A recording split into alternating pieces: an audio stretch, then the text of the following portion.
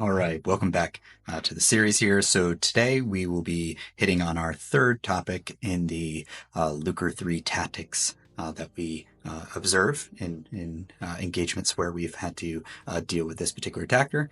You probably know this group better as Scatter Spider or 13944, the various other names. So in the previous videos, we covered secrets manager harvesting via Cloud Shell. And we talked about GitHub data theft as well. In this episode, the plan is to talk about what they do in AWS EC2, the Elastic Compute Service. So just to put that in perspective for you here, this is a kind of pretty common version of the attack that we see from this group.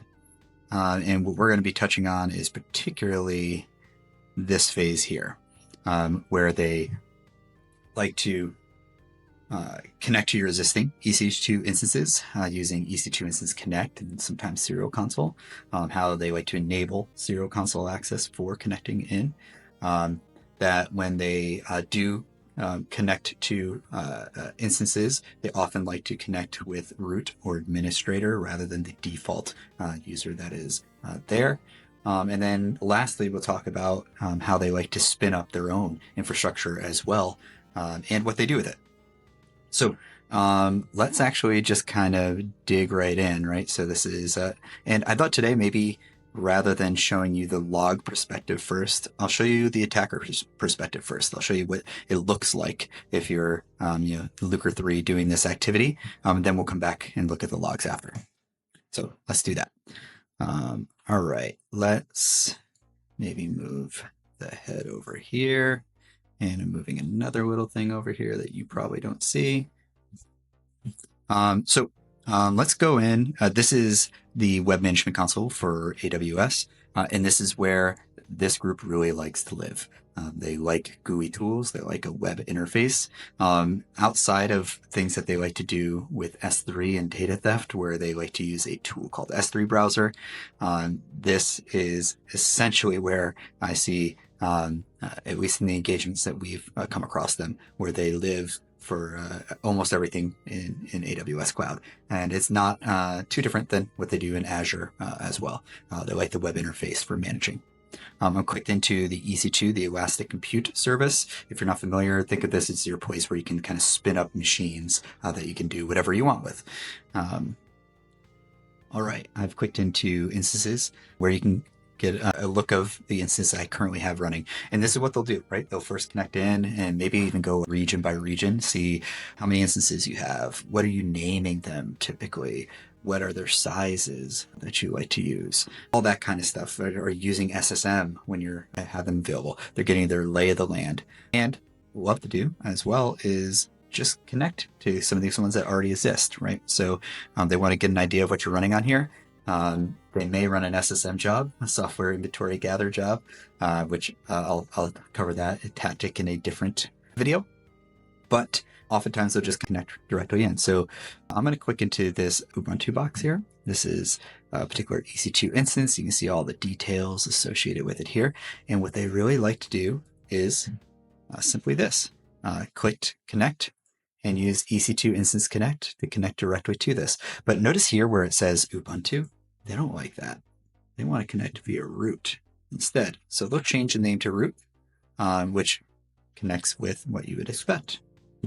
So now when I click connect, it'll attempt to establish connection to this box. And now I'm root in here and I can do all the things that you would typically want to do, right? So that's how they like to connect to existing boxes. And then once they get on here, then they can do all the things you're used to people doing in a Linux terminal. So that's, I guess, part one is just use EC2 Instance Connect to connect to your existing infrastructure. You'll notice when I clicked into EC2 Instance Connect that there were other methods for me to connect as well. I could use Session Manager via SSM. I could just connect directly via SSH, and this will spit out essentially a quick method for me to do that. Or I can use EC2 Serial Console access. And oddly enough, this is where I see them sitting mostly is in this serial console access. Now it doesn't make sense here, right? Because this is a box that's too small to have a serial connection. But when we look at some of these other boxes here in a moment, you'll see that this is something that does exist and that they can use. Now you may ask, why do they do that? In fact, here, let's click into another box. I think this one, I can do serial connect. All right, so here's a Windows box. And oddly enough, this is where I do see them use it most often, is when they're connecting to a Windows box. They'll try to connect over a serial console. Now, by default, you can't use serial console natively, or not natively, I should say. Default configuration, this is a disabled feature. I wish I had it turned off right now so I could show you that. But generally, it's turned off by default. And what you'll see is there's a big yellow box on here telling you, hey, if you want to use serial, click this button and enable it. And it's just a simple enable button and save. And now EC2 serial console access is enabled at the account level. This is not at each instance. This is just one time for the entire account. From a TTP stance, that's something I often look for, is just that feature being enabled. But then they'll adjust that. Once it's enabled, simply connected, your serial connection. Now, it often doesn't work great in a Windows environment using serial. I actually don't know why so often they try. If we're being generous, maybe this is a defense evasion technique where, hey, a serial's over a hardware connection, so VPC logging isn't going to connect that, or isn't going to catch that. So maybe that's the approach. You're not going to have any network traffic associated with it.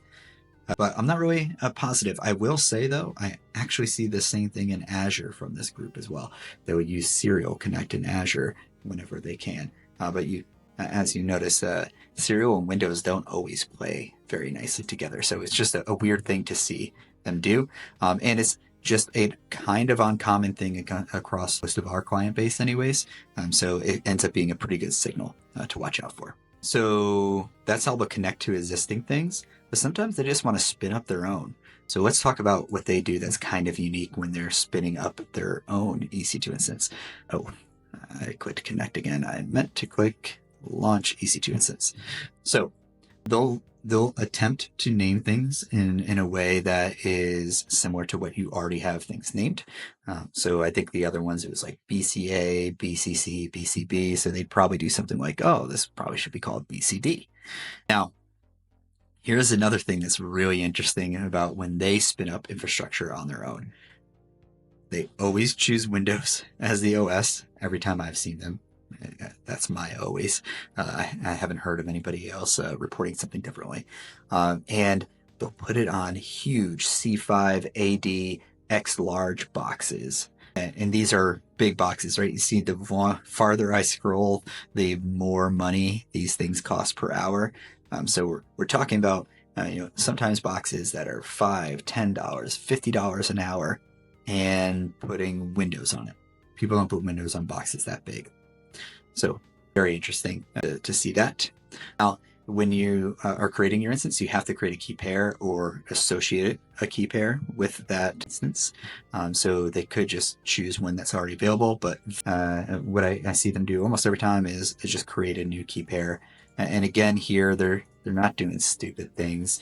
So they'll just make it look close enough to whatever name they used for the EC2 instance there, which becomes again another interesting thing that you can watch out for. Cool. So now we've got that. I would hit launch instance and it would go. I don't see them playing around with any of the other features. I have seen them do V1 and as well as metadata version V2, but I think that was just like what was default at the time. It's essentially what they're doing.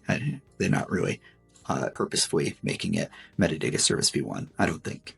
Cool. So Windows on big boxes, that's another thing.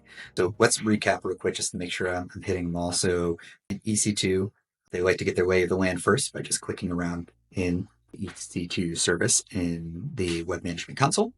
Once they get a lay of the land, they'll connect to existing EC2 servers using EC2 Instance Connect or Serial Connect. They may have to enable if it's not already enabled for that account, which oftentimes it is not. So we have that. When they do their EC2 Instance Connect, they're choosing root when they're connected to Linux boxes, and instead of the default Ubuntu or whatever the distro has as its default, they'll write in root so they can connect with root. Excuse me. So they do that. Then they'll often spin up their own EC2 instances. When they do spin up their own EC2 instances, they're spinning up big, large boxes. Let's see, am I missing anything else? Big, large boxes and putting Windows on it. And in addition to all of that, the one thing I mentioned a little bit before is they actually like to use SSM to do a little software inventory on your existing EC2 instances as well. So they'll run a software inventory job. That's a default job within SSM if SSM is running on your boxes. And if you're not familiar with SSM, think of it as like CCM or Intune features within AWS. And they'll use that to get a feel for what's running on all the boxes that are out there. When they do run that job, interestingly enough, what I do notice is that they run it on all instances. So they'll wildcard the instance field. So running it on all instances. And then in addition to that, they have the job set to run every 30 minutes in perpetuity. So it'll just keep running forever and ever. So kind of interesting to see there. Cool. So I showed you how the attacker view of that, right? What it looks like when you're doing it from that web management console, which is what this group likes to do. Let me pop back over into the Permiso product where I can show you what the events look like on the other side of this for the Defender side. So 1 second. All right. So I clicked into one of the alerts that was part of that big session, set of sessions that I showed you before. And I clicked into particularly the EC2 enabling serial console access one. The cool thing is in most situations with this is where we see a full set of actions, right? So they're not like doing one thing and then waiting 5 hours doing the next thing. It's all pretty compact and fits within just a couple of sessions most of the time. I could use our AI summary here to give you a good idea of what happened during that session, but I think today we're just going to go click directly into the alert session itself. All right, now that we're clicked into the alert session, let's go right down into the events. I guess first though, access chain wise, this is what I did when I was emulating this is I started off as an Entra ID user, Spider-Man, and then I clicked on the AWS app within Entra after logging in, where I assumed an administrative access role via a SAML transaction there.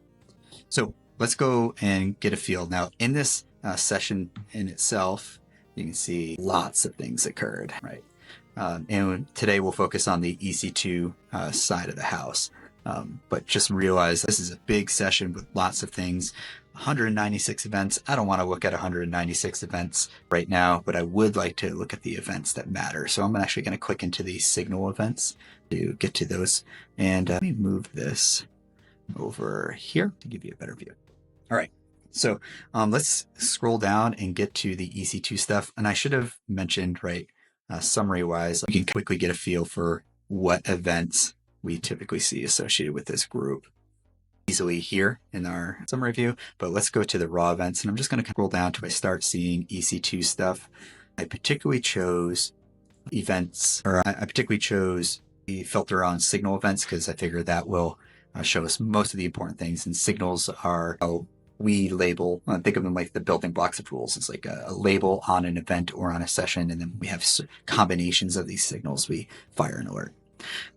We do things, but let's go down till we get to EC2. Nice. All right. So some of these actions should seem familiar to you based on what we just did in the AWS Web Management Console, right? We had to create a key pair. In this case, we created a key pair called crypto. When you're creating an instance, you have to associate with an existing security group or create a security group. So very often that means creating a new one. Then eventually running the instance itself for when we want to run or create that instance. And hey, cool thing about these signals is not only do they serve as great building blocks for rules, but they're also super good for helping you understand the important things that occurred in an event or in a session.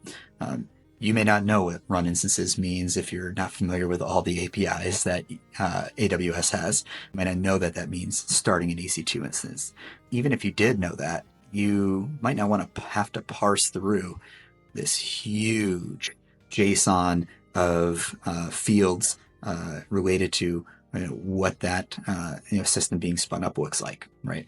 To parse out all the things that are meaningful. You can just look at the signals. Oh, I scrolled too far to get a feel for that, right? An EC2 instance was started with a public IP address, metadata service v1. Ooh, bad combination, don't like it, right? And more importantly, we can pivot out on all these things that you see here too, right? But run instances is the command associated with that. And again, on the run instance side, we're looking for creating a large or X large EC2 instance and putting Windows on it. Once again, that just doesn't happen too often. Enable serial console access, look for this event. It doesn't happen too often in most of the environments we monitor. It's a good event to just know when somebody's enabling a new feature that applies to everybody on the account, you want to know why. And then when they use that feature, it does a send serial console effect. Here, let's make this a little easier to see by expanding that row out. Cool. And you'll see send serial console SSH public key. That's how you do a send serial connection. And create security group ingress, right? This is where we're saying 389 for everybody, or in this case, 22 open for everybody. In this one, right? All things you should be paying attention to. And let's see. Oh, cool. That's one I almost forgot about. Send SSH public key. That is your EC2 Instance Connect event when you're connecting to a Linux box. And more importantly, this is where you can look for the username that they're connecting with. So in this case, they're connecting with root instead of the default Ubuntu. So keep an eye out for that. Were there any other EC2 things that we wanted to show you here? Send.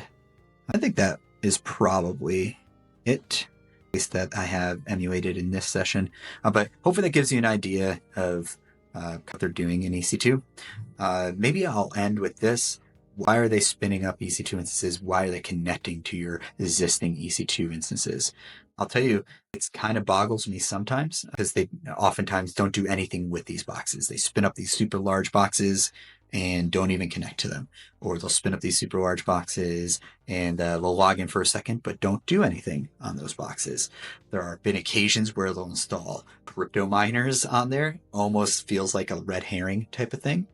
Now, I will say that's very different when I've seen them do similar stuff in Azure's version of EC2 when they're spinning up boxes in Azure VMs. There, it's often about using the hybrid access that you can natively get when you're spinning up an Azure VM in a hybrid environment and using that to pivot to their on-prem world.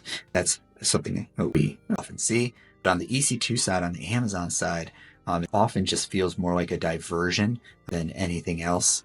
And it's quite interesting, right? In an engagement where the threat actor is extorting you for $35 million or whatever that price happens to be that they want, like, but in the millions usually, they bothering also installing a crypto miner on a box that's going to make a couple $100.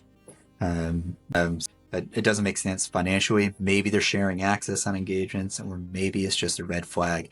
Not common for threat actors to go make noise in a place that they know is easy for you to monitor, and you may already have some rules around so that they can go do the more juicy stuff while you're currently figuring out trying to do forensics on an EC2 box, figure out what they did. So really cool stuff. Hope you like the series so far.